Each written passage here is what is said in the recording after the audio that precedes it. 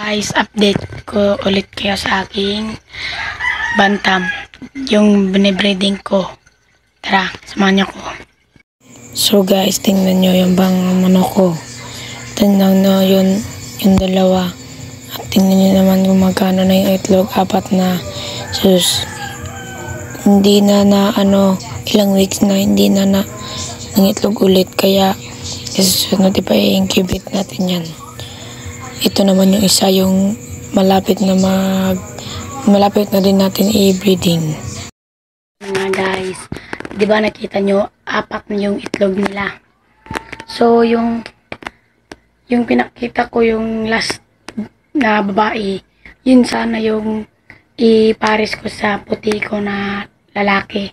Kaso, pinahiram tayo ng babae na inahin. So, yun na lang yung breeding natin.